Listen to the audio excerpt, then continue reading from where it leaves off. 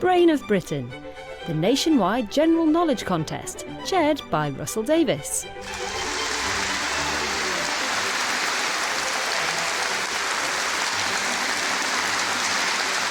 Hello, and thank you for that welcome. 4 contenders for the title of Brain of Britain 2023 sit before me and our audience here at Media City, UK. And at least one of them is going to progress to the semi-final stage of the competition. Who knows, our eventual 2023 champion may even be among them. Let's meet today's quartet. My name is Tracey Lambert. I'm a retired trade union official and I live in County Down, Ireland. Hello, I'm Brian Leddy. I'm a retired bank officer from Glasgow. Hello, I'm Julia Mayer. I'm a semi-retired hospital pharmacist from Liverpool. Hello, I'm Gareth Williams, a schoolmaster from Gloucestershire.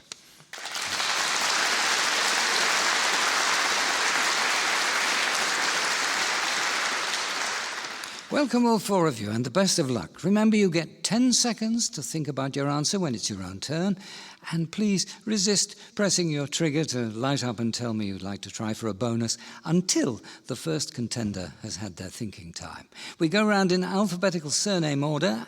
Unusually, there's no one before L today, so you get the first question. Tracey Lambert. In June 2016, who was appointed captain of the England women's cricket team after Charlotte Edwards stood down? Heather Knight. That's right. The acclaimed 1999 novel Girl with a Pearl Earring is written from the point of view of a girl who goes to live in the household of which great 17th century painter? Vermeer. Johannes Vermeer, yes, it's by Tracy Chevalier, and the title, of course, is also that of one of Vermeer's most famous pictures. In the winter of 2022-23, a huge Arctic walrus came ashore on the Hampshire coast and then again at Scarborough, attracting great attention, and what superhero nickname?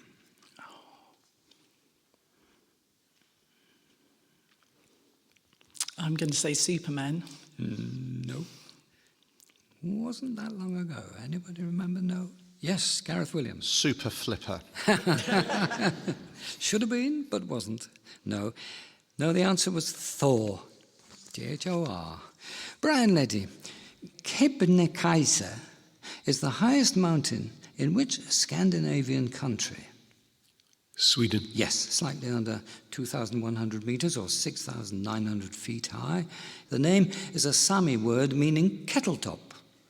In the Jeeves and Worcester novel Joy in the Morning by P.G. Wodehouse, of whom is it said that she is like an elephant, and not so much to look at, for in appearance she resembles more a well-bred vulture, but because she never forgets?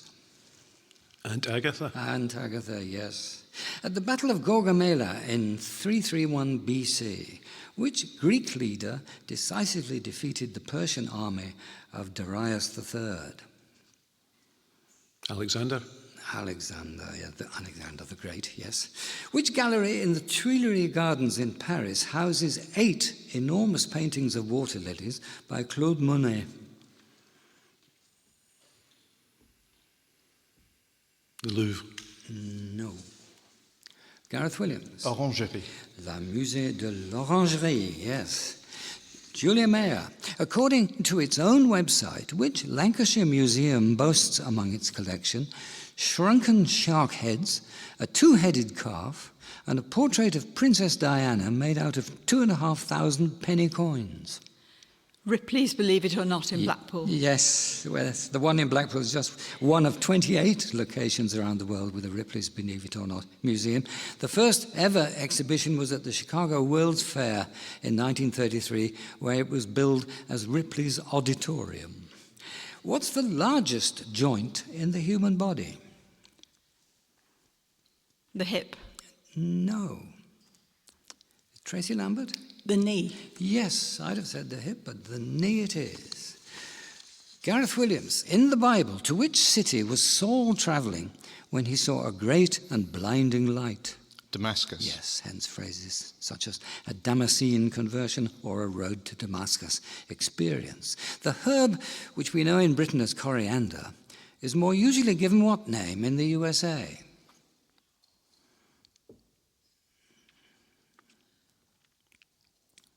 I don't know. Okay. Tracey Lambert? Cilantro. Yes? Yep. Yes, I'll give you that. The vowel is not quite right. It's cilantro with an A, but that's the shape of the word, yes, and that's the shape of round one finished. Julia Mayer has 1 point, Gareth Williams 2, Brian Leddy 3. Guess what? Tracey Lambert 4.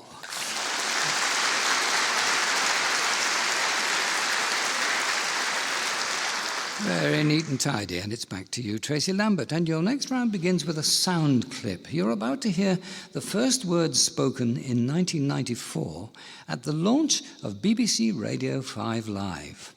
I'd simply like you to tell me which presenter, who would later become a fixture here on Radio 4, you hear speaking. Good morning. Welcome to a new network, Radio 5 Live, news and sport from the BBC 24 hours a day. It's 5 o'clock on Monday the 28th of March. No, I can't place her, sorry. Who can? Brian Leddy? Charlotte Green? No. Julia Mayer? Fiona Bruce. No. Have a guess, Gareth? No. Jane Garvey, who hosted various programmes on 5 Live till 2007 when she joined our own Woman's Hour. Brian Leddy then, the Casa Batlló in Barcelona, the Old England Building in Brussels, and Vienna's Majolica House are all examples of which form of architecture and design? Art Nouveau? Art Nouveau, also known as Jugendstil, Stile Floreale, and Secessionstil. Saber-toothed tigers, which lived in the Americas during the Pleistocene epoch, belonged to which genus with a name derived from the Greek words for scalpel and tooth? Scarpodont. Well invented. Not right, but well invented. Tracey Lambert? Sabre. No. Julia Mayer? Carnivorous. Nope. No. It's Smilodon, S-M-I-L-O-D-O-N. Their immense upper canine teeth were up to 20 centimetres or 8 inches long. Julia Mayer, how is the bacterial infection pertussis more commonly known? Whooping cough. Yes, a miserable business it is, I can tell you. Located at Crosby Beach in Merseyside, another place is a piece of modern sculpture consisting of 100 cast-iron figures facing towards the sea by which British artist? Anthony Gormley. Yes, the work proved controversial because the statues are naked, but they have increased tourism in the area, it says. In the summer of 1962, which actress, who went on to star many years later in the TV soap EastEnders, sang on the #1 single, Come Outside?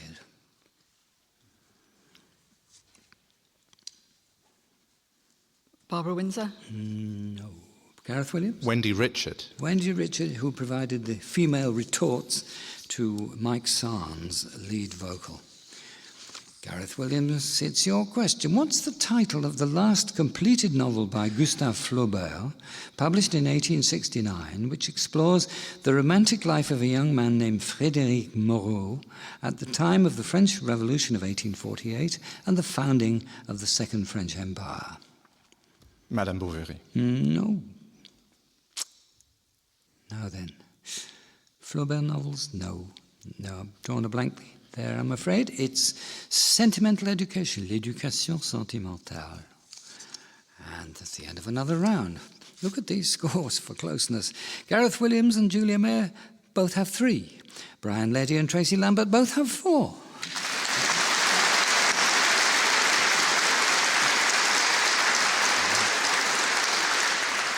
Well now, Tracey Lambert, which fictitious pub offers Shire's Ale, genial bar service in both the public and the more salubrious Ploughman's Bar, and Wayne Toussaint's artisanal food menu?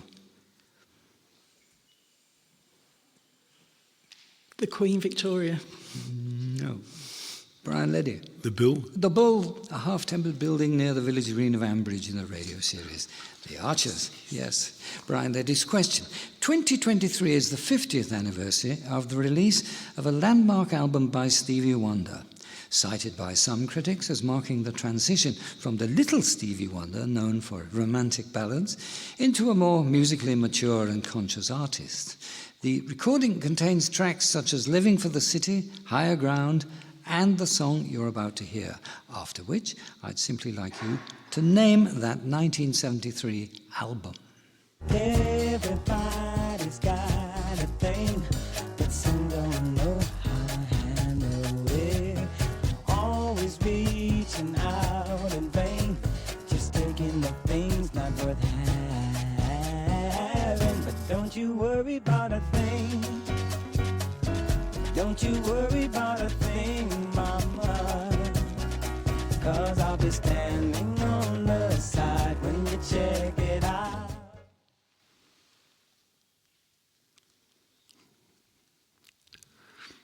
A Journey Through the Life of Flowers. No. Gareth Williams? Songs in the Key of Life. No. Any more albums? No. It was called Innovisions. Julia Mayer, ITV's award-winning drama series Vera, starring Brenda Blethyn, is based on a series of books by which British author? Anne Cleave. Yes, her books also provided the basis for the hit BBC crime drama series Shetland. The 19th century politician Henry John Temple succeeded to an aristocratic title in 1802 by which he is now remembered. He became Prime Minister for 2 separate spells in the mid-century. What was that title? Lord Shaftesbury. No. Gareth Williams? Lord Liverpool. No. Brian Leddy? Palmerston. Yes. Lord or Viscount Palmerston. Yes. Gareth Williams' question. NH3 is the chemical formula for which substance commonly used in aqueous solution in cleaning products? Ammonia. Yes. Sometimes described in lists of ingredients in cleaning products as ammonium hydroxide or ammonia water. Celebrating its 50th birthday this year, 2023, Grevelly Hill Interchange is the official name of what well-known piece of transport infrastructure in the UK? Spaghetti Junction. Yes.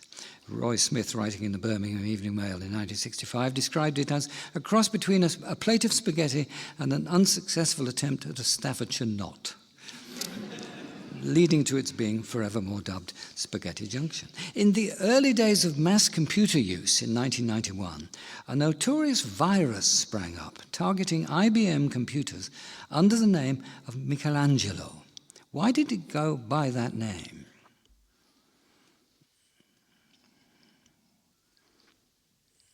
It gave you a picture of the Sistine Chapel.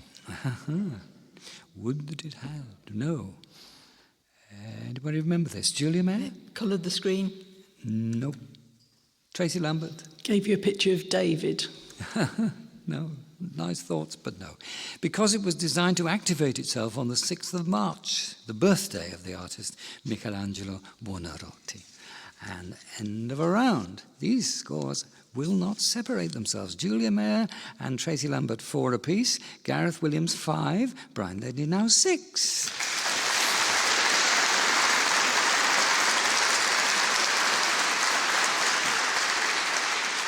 And with the scores in that very interesting condition, let's take a quick break and give our brains a chance to work as a team rather than as rivals. Regular listener Andrew Greystone has sent us a couple of question ideas with which he's hoping to beat the brains. And you're very welcome to do the same yourself anytime you like. If our contenders can't answer both questions correctly, Andrew will win himself a prize. And he suggests that these might be especially appropriate for a contest being held here in Greater Manchester. You'll see why straight away. Are you ready for Andrew's first question? Here it is. By what more common name do we know the fabric called, in many parts of the world, Manchester cloth? It's got to be something to do with cotton, isn't it? Surely. Or is that too easy? Manchester cloth. Any idea what Manchester cloth might be? Linen. Linen? Or linen. Something from a mill. Yeah. Aye. Candlewick. Linen seems too old for you. But then who's ever heard of Manchester cloth? It's true. It's true. I don't know. Do I try linen? Yeah, should we go with linen, do we think? Yeah? Linen? You agreed on that? Yes? Okay. No. Oh, well, there we go. Sorry, it's corduroy. It was ideal for use as factory wear in the 19th century, not just in the UK but abroad. And in many parts of Europe, it's been known as Manchester cloth ever since. In fact, the word for it in Swedish, for example, is Manchester to this very day. Okay, here's Andrew's second question. If you were in a department store in Australia and someone asked you where they could find the Manchester, what would they be looking for?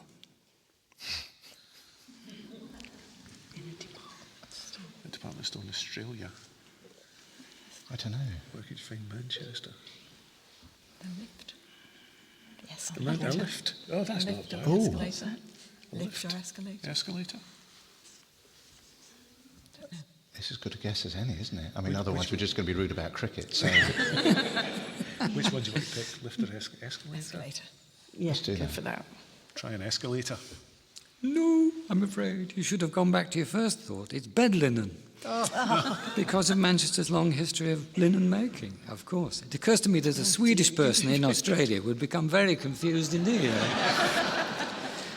Well done, Andrew. Thank you for your questions, which the brains couldn't quite dispatch, so your prize will be on its way to you very soon indeed. Not only that, but from our Media City audience, you're about to be rewarded with this luxurious, durable, but rather loud round of applause.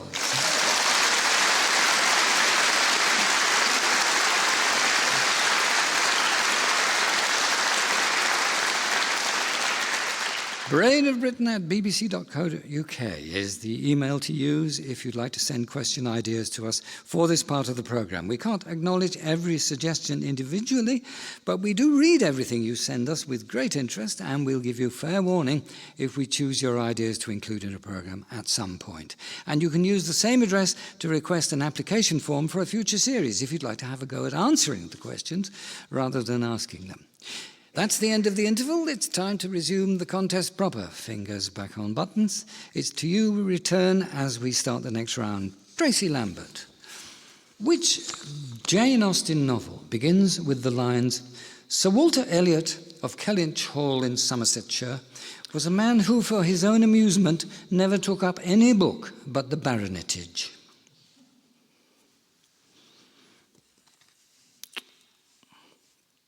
Northanger Abbey. No. Julia Mayer? Mansfield Park. Mansfield Park? No. Brian Leddy? Emma. No. Sense and Sensibility. No, you've been all round. Persuasion is the answer. Never mind, it was the one that escaped. Brian Leddy, who painted the canvas usually referred to as Bedroom at Arles in 1888? Vincent van Gogh. Yes, also simply known as The Bedroom. Van Gogh painted 3 different, though very similar versions of the scene, which are in the Van Gogh Museum in Amsterdam, the Art Institute in Chicago, and the Musée d'Orsay in Paris. What links the fictitious organizations the Spangled Mob, Drax Industries, Stromberg Shipping, and Zorin Enterprises?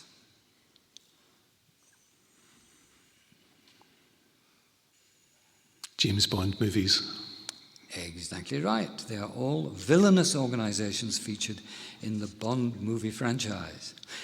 In June 2022, the Ministry of Defence acquired the government's first example of what device, which can represent data as both ones and zeros simultaneously, using the process of superposition to represent uncertainty.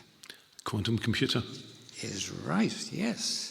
Margaret Booth, Dee Allen, Verna Fields, Sally Menke, and Thelma Schoonmaker are all legendary practitioners of what aspect of filmmaking?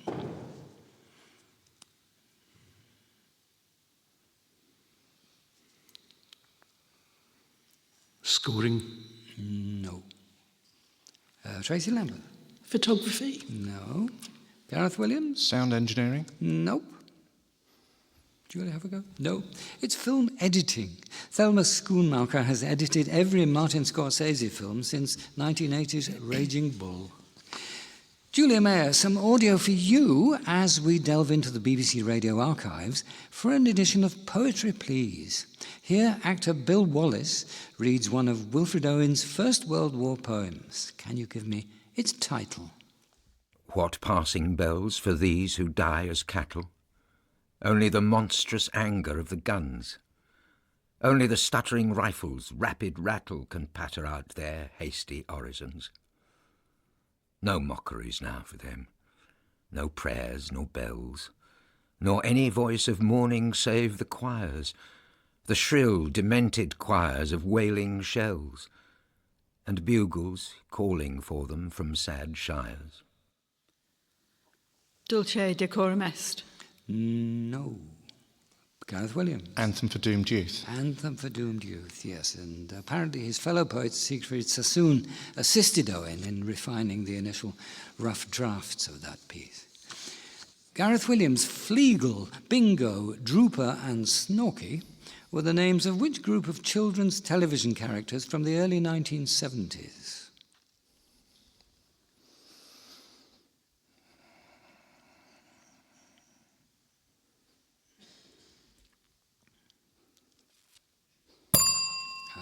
Of time. Brian Leddy? The Banana Splits. It was in the anarchic Hanna-Barbera series. Fleagle was the dog, Bingo a smiley gorilla, Drooper a sort of hippie lion, and Snorky an elephant. End of a round. Now, the scores are these. Julia Mayer 4, Tracey Lambert 4, Gareth Williams 6, Brian Leddy 10.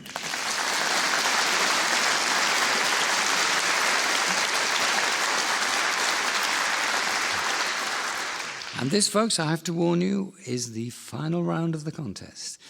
Tracey Lambert, the artwork My Bed was exhibited at the Tate Gallery in 1999 as one of the shortlisted works for the Turner Prize. Consisting of a bed and bedroom objects in a dishevelled state, it was crafted by which British artist? Tracy Emin. Yes. Sold at auction by Christie's in July 2014 for £2,546,500.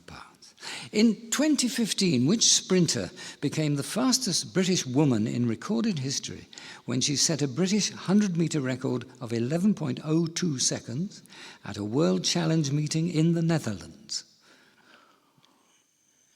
Dina Asher-Smith. It was Dina Asher-Smith, and her time beat Montel Douglas's British record of 11.05, set in 2008. For an antique collector, Brockwitz, Empoli and Dartington are names associated with what type of object? A chair. No. Brian Leddy? Crystal. Yes. Glassware. Glasses, glass vases, and crystal indeed. Your turn. In 1547, who became the first Russian ruler to be crowned as Tsar?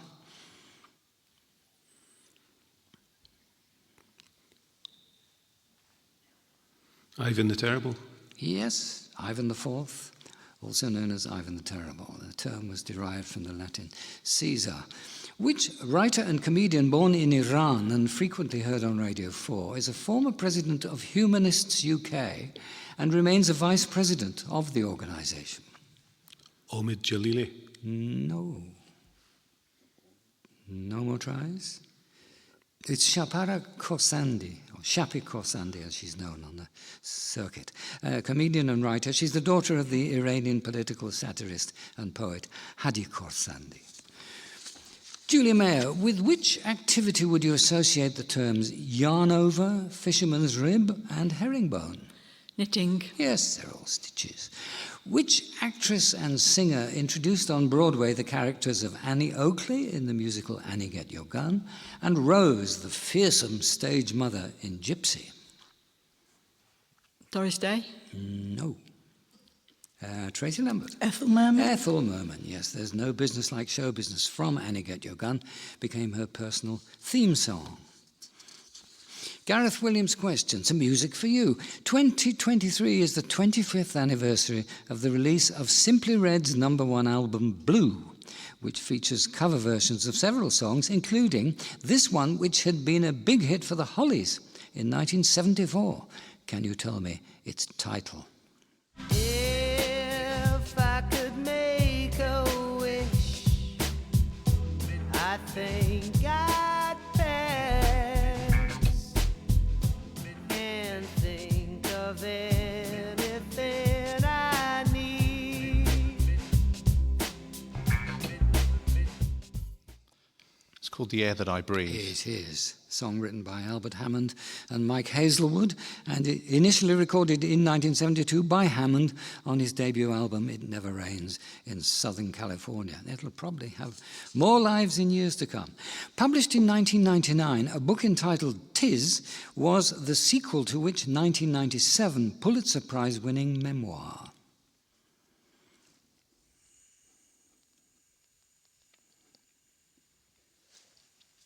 I have no idea. Right, fair enough. Apparently you're not alone in this quandary. No, nobody knows. It was something I think you will remember, Angela's Ashes by Frank McCourt. Yep, and that has to be the end of the contest, meaning that the final scores are these. Julia Mayer, 5 points.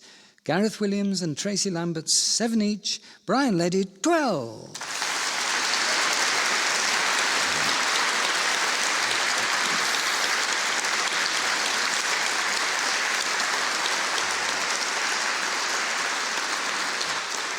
So congratulations to Brian Leddy, whom we'll be seeing again later in the series. And thank you and well done the other three of you for a tight and enjoyable match. Join us again here in Salford next week for another heat of Brain of Britain 2023. Thank you for listening today and goodbye for now.